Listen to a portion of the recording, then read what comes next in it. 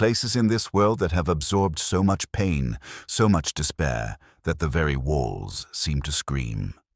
They are monuments to a dark chapter in human history, built with the noble intention of healing the mind, but which often became theaters of unimaginable suffering. These are the abandoned mental asylums. For centuries, these institutions were society's answer to the complexities of the human psyche. They were isolated islands where the unfit, the hysterical, and the insane were sent to be forgotten.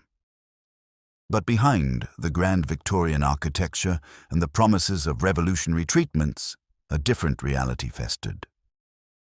A reality of overcrowding, neglect, and brutal cures that were often indistinguishable from torture.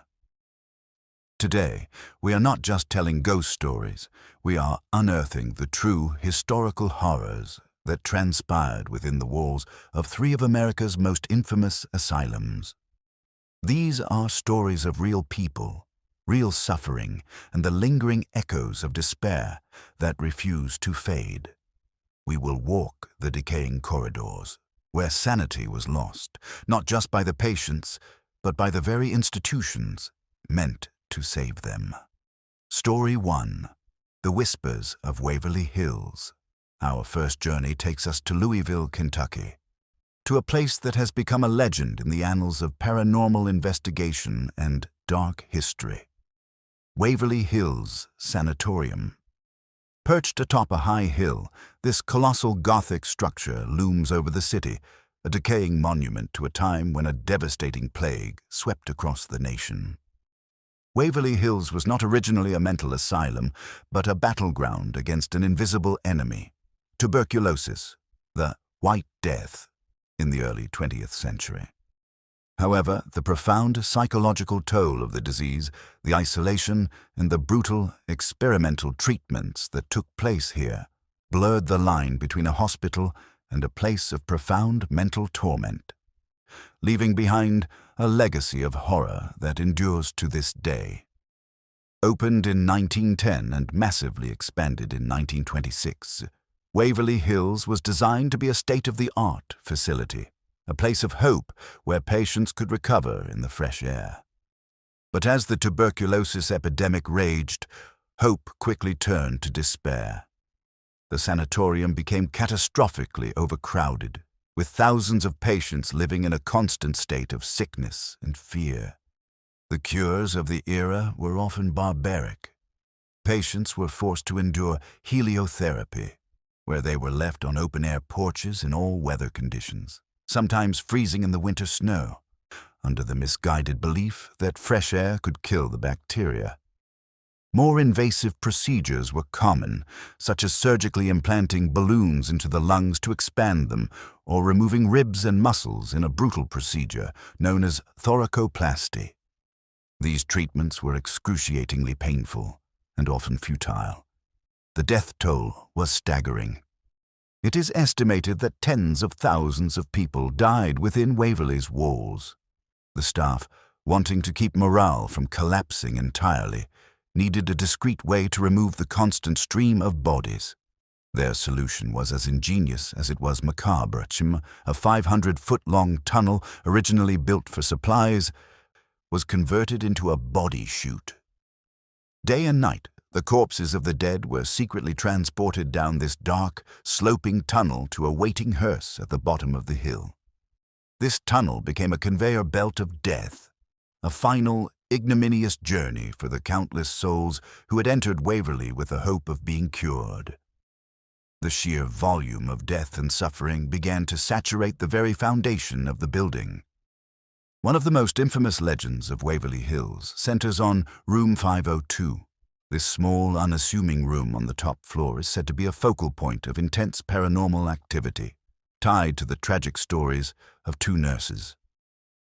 The first story tells of a head nurse who, in 1928, was found dead in room 502.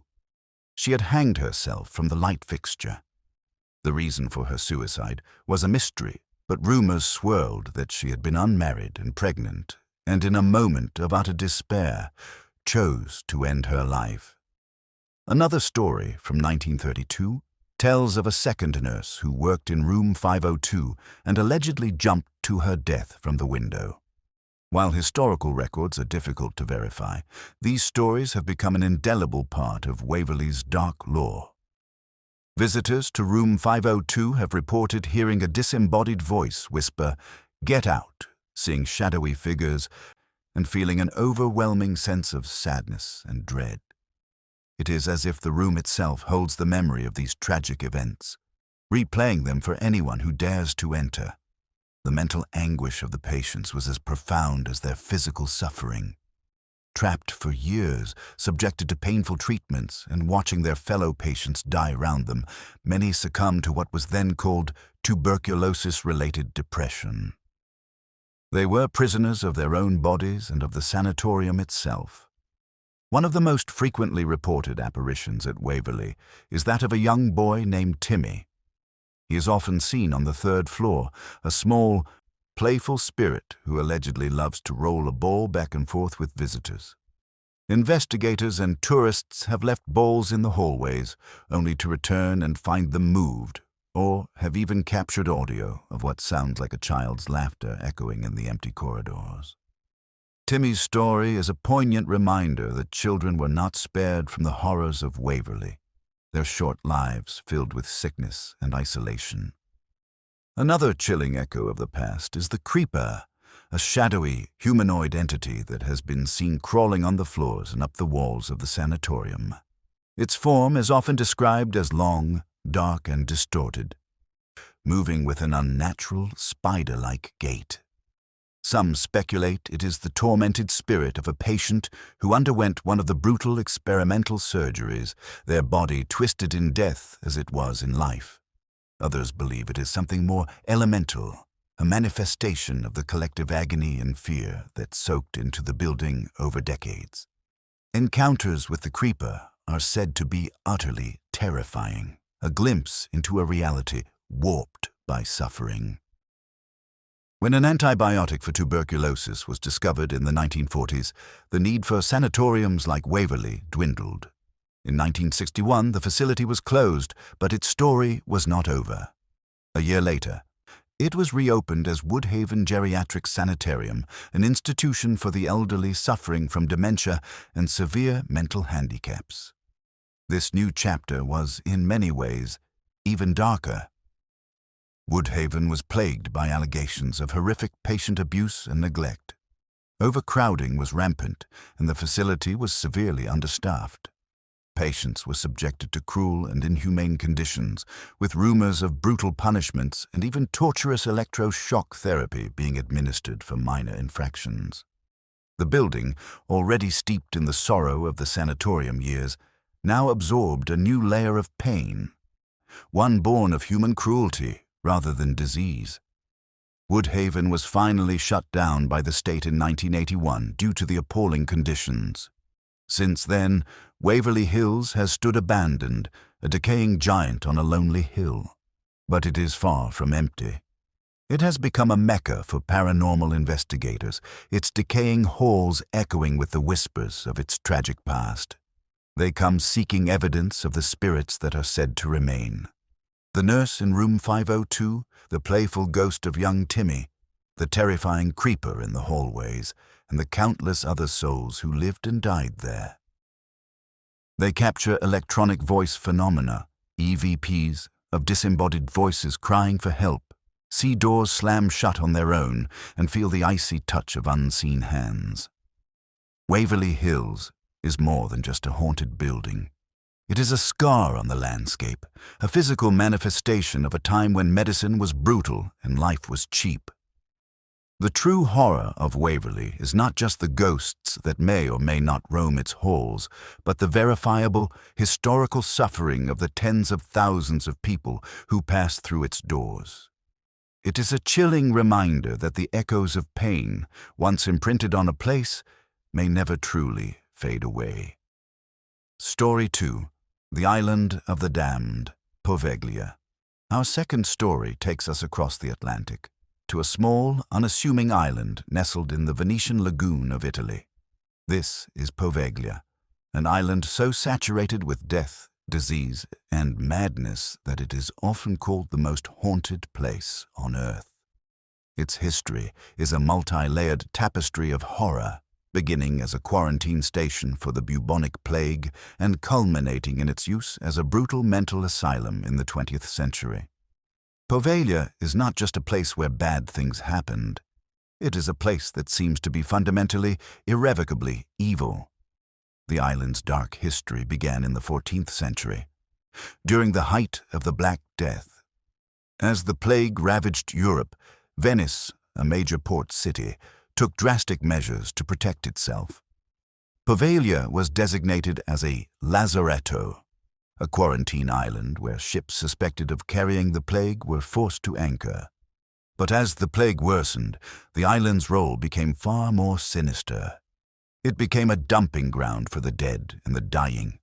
Anyone showing the slightest symptom of the plague, men, women, and children, was forcibly removed from their homes and rowed to Poveglia, where they were left to die in agony. It is said that over 160,000 people met their end on this tiny patch of land. The bodies were thrown into massive pits and burned, creating layers of ash and charred bone that, to this day, make up a significant portion of the island's soil. The ground itself is a mass grave. For centuries, the island remained a grim reminder of the plague, largely untouched, its soil thick with human ash. Local fishermen gave it a wide berth, claiming to hear the wails of the plague victims and see ghostly lights dancing on its shores. The island had become a place of profound fear, a scar on the beautiful Venetian lagoon.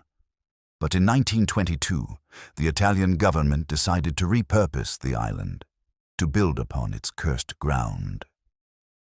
They constructed a large, imposing mental hospital. The official purpose was to provide care for the mentally ill, but its isolation made it the perfect place to hide away society's unwanted, far from the public eye. This is where the second, and perhaps more terrifying chapter of Poveglia's history begins. The asylum was run by a doctor whose name has been lost to history, but whose reputation for cruelty has become the stuff of legend. This doctor was a proponent of lobotomy, a barbaric surgical procedure that involved severing connections in the brain's prefrontal cortex. He believed it was a miracle cure for a range of mental illnesses, from depression to schizophrenia. He used the patients of Poveglia as his personal guinea pigs, performing countless lobotomies and other experimental procedures with crude, unsterilized tools like hand drills, chisels, and hammers, often without any anesthesia. The patients, already tormented by their own minds, were now subjected to unimaginable physical torture. They were completely at the mercy of this sadistic doctor. They had no voice, no rights, and no hope of escape. The island's isolation meant that their screams went unheard. Many patients reported seeing the ghosts of the plague victims, their tormented spirits rising from the ash-laden soil. They spoke of whispers in the walls and shadowy figures that haunted the wards at night, but their claims were dismissed as symptoms of their madness, further justification for the doctor's brutal treatments. The doctor, however, scoffed at these stories. He was a man of science, and he did not believe in ghosts. According to the legend, the doctor began to conduct his most depraved experiments in the asylum's bell tower. From this high vantage point, he could look out over the serene lagoon while performing his horrific work. He subjected his victims to unspeakable tortures, all in the name of his twisted research. But the island, it seemed, was not content to let his evil go unpunished. The legend says that the doctor himself began to be tormented by the spirits of Poveglia. He started to see the ghostly figures of the plague victims, their faces contorted in agony. He heard their whispers, their moans, their cries for justice. The ghosts that his patients had seen, the ghosts he had dismissed, were now coming for him. Driven to madness by the very spirits he had denied, the doctor's end was as violent as his own methods. The story goes that he was dragged to the top of the bell tower by an unseen force, a spectral mob of his own victims and the ancient plague spirits. He was thrown from the top, his body crashing onto the ground below. A nurse who allegedly witnessed the event claimed that he did not die from the fall. As he lay on the ground, writhing in agony, a strange, thick mist swirled up from the ground and choked the life out of him, his body absorbed back into the cursed soil he had desecrated. The bell tower, the site of his greatest atrocities, became his tomb. Some say that on quiet nights, the bell in the tower can still be heard tolling across the lagoon, even though the bell itself was removed decades ago. The asylum was finally closed in 1968, and since then, the island has been completely abandoned. The Italian government has forbidden visitors, and the island is strictly off-limits. But the stories persist. Fishermen still refuse to fish in the surrounding waters, fearing they will drag up human remains. Paranormal investigators who have managed to gain access to the island have reported terrifying experiences. They speak of an overwhelming feeling of being watched, of being followed by unseen entities. They have captured EVPs of voices screaming, "Leave!" and have been physically pushed, scratched, and choked by invisible forces. The very atmosphere of the island is said to be heavy and oppressive, thick with the psychic residue of centuries of suffering. Poveglia is a place where history and horror are inextricably linked. The soil is made of human ash. The air is thick with the echoes of screams, and the buildings stand as a testament to human cruelty. The true horror of Poveglia is the sheer scale of the death and suffering it has witnessed. It is a place that served as a gateway to the afterlife for hundreds of thousands of souls, first by disease and then by the hand of man. It is an island of the damned, a place so thoroughly consumed by its own dark history that it may never be cleansed. Story 3. The Lobotomy Factory, a Trans-Allegheny lunatic asylum. Our final story takes us to western West Virginia, to a massive, hand-cut stone structure that is the largest of its kind in North America, the Trans-Allegheny Lunatic Asylum. Known originally as the Western State Hospital, this institution was designed in the mid-19th century to be a beacon of progressive mental health treatment. Its architect, Thomas Story Kirkbride, envisioned a place of healing with spacious rooms, ample sunlight, and peaceful surroundings. However, the noble dream of the Kirkbride plan quickly devolved into a nightmare, as the asylum became a dumping ground for anyone deemed inconvenient and a factory for one of the most brutal procedures in medical history, the ice pick lobotomy. Construction began in 1858, but was interrupted by the Civil War. The hospital didn't officially admit its first patients until 1864. It was designed to hold 250 patients in comfort. But from the very beginning, the asylum was plagued by overcrowding. By the 1950s, this facility built for 250 people was crammed with over 2,400 patients. The conditions were appalling. A single room designed for one person would house 4 or 5. Sanitation was non-existent, and disease ran rampant. Patients were often left in their own filth, and the staff, overwhelmed and underpaid, resorted to violence and restraint to maintain order. Men, women, and even children were chained to walls, locked in cages, or left in isolation for weeks at a time. The asylum became a catch-all institution for society's outcasts. It wasn't just for the severely mentally ill. It housed alcoholics, drug addicts, rebellious teenagers, and women suffering from female hysteria or postpartum depression. Admission records show people were committed for reasons as trivial as laziness, novel reading, or political excitement. Once you were admitted, it was almost impossible to get out. You were stripped of your rights, your identity, and your humanity. You became a number, a body to be managed in a system that was collapsing under its own weight. The true horror of Trans-Allegheny, however, is personified by one man, Dr. Walter Freeman. Freeman was the infamous pioneer and evangelist of the transorbital lobotomy. a procedure he developed in the 1940s. He believed he could cure mental illness by severing the connections in the brain's frontal lobes. His method was shockingly crude and brutal. He would insert a long, thin instrument, essentially an ice pick, into the corner of the patient's eye socket. With a mallet, he would hammer it through the thin bone into the brain, then swish it back and forth to sever the neural connections.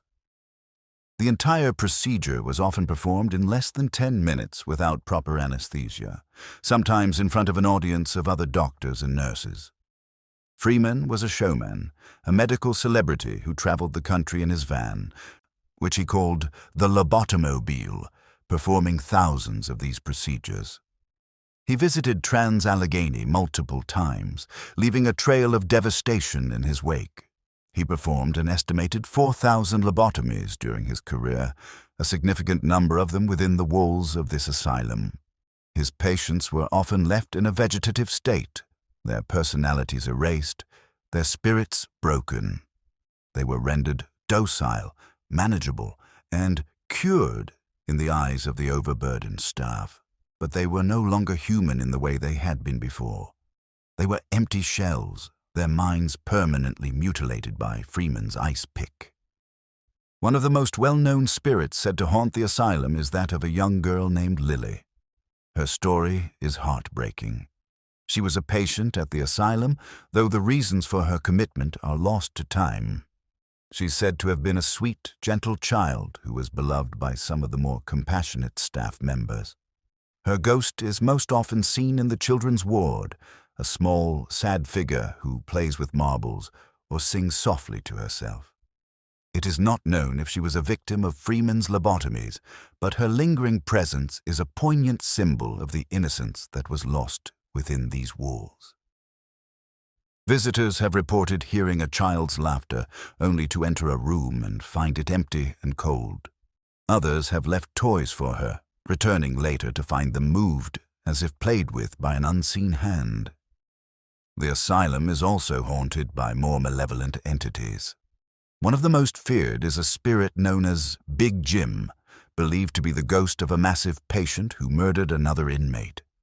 His presence is said to be heavy and oppressive, often accompanied by a sudden drop in temperature and a feeling of pure menace. He is most frequently encountered on the first floor, in the ward that housed the most violent male patients. Another terrifying presence is that of a Civil War soldier, a holdover from the time when the hospital grounds were a military outpost.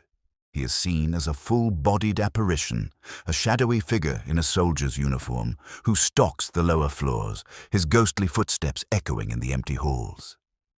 The asylum's 4 floors each had a different purpose, and each seems to have its own unique brand of paranormal activity. The first floor housed the most violent men, and it is here that the most aggressive spiritual encounters are reported. The second floor was for less violent male patients, and the third floor housed the women and children. The fourth floor is perhaps the most active. It was the site of the doctors' and nurses' living quarters, but it also housed the surgery ward, where countless lobotomies and other procedures were performed. It is here that people report hearing the disembodied screams of patients, the clatter of unseen medical instruments, and the chilling voice of Dr. Freeman himself, as if the building is forever replaying its most horrific memories. The Trans-Allegheny Lunatic Asylum was finally closed in 1994, its century and a half of operation leaving behind a legacy of pain and suffering. The building now operates as a tourist attraction, offering historical tours and ghost hunts. But the true horror of the place is not in the ghost stories, but in the documented reality of what happened there.